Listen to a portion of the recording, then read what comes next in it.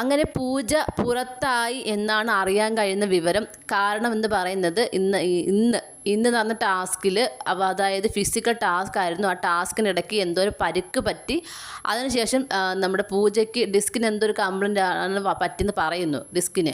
അപ്പോൾ അതുകൊണ്ടാണ് അനങ്ങാൻ വയ്യാത്തൊരു കണ്ടീഷനായി. പിന്നീട് പുറത്തേക്ക് പോകുകയും ചെക്ക് ചെയ്തതിൽ 2 ആഴ്ചയിൽ റെസ്റ്റ് വേണമെന്ന് പറഞ്ഞതിൻ്റെ പേരിൽ പൂജ പുറത്തേക്ക് പോയി എന്നാണ് അറിയാൻ കഴിയുന്നത്.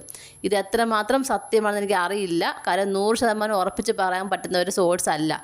പക്ഷേ ഒരു കിട്ടിയ വിവരം ഞാൻ നിങ്ങളോട് ഷെയർ ചെയ്തതേ ഉള്ളൂ. അപ്പം ഇങ്ങനെ ഡിസ്കിന് കംപ്ലൈൻറ്റ് വന്നത് കൊണ്ടാണ് ആൾ പുറത്തേക്ക് പോയത്. മാത്രമല്ല 2 ആഴ്ചയുടെ റെസ്റ്റ് വേണമെന്ന് പറഞ്ഞു.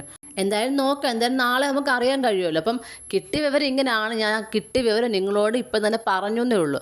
ഈ 6 പേര് വന്നതിൽ എനിക്ക് തോന്നുന്നു പൂജ നല്ലൊരു ഗെയിമർ ആയിരുന്നു. പക്ഷേ പൂജയുടെ ഗെയിം ഇറക്കാൻ സമയം കിട്ടിയില്ല. കഴിഞ്ഞ ആഴ്ച മൊത്തം പവർ ടീമിലായിരുന്നു. അത് മൊത്തം കൊണ്ടുപോയത് സിബിനുമായിരുന്നു. അപ്പോൾ അത് കാരണം നല്ലൊരു ഗെയിം കളിക്കാൻ പൂജയ്ക്ക് സാധിച്ചില്ല. പെട്ടെന്ന് തന്നെ പുറത്തേക്ക് പോകേണ്ടി വന്നു. നമുക്ക് നോക്കാം പിന്നെ ഇത് എത്രമാത്രം സത്യമാണെന്നുള്ളത്. നിങ്ങൾക്ക് എന്താണ് തോന്നുന്നത്? നിങ്ങളുടെ അഭിപ്രായം താഴെ കമൻറ്റ് ബോക്സിൽ മറക്കാതെ രേഖപ്പെടുത്തണം. കൂടുതൽ ലൈവ് അപ്ഡേഷനുമായിട്ട് ഉടനെ വരുന്നതായിരിക്കും.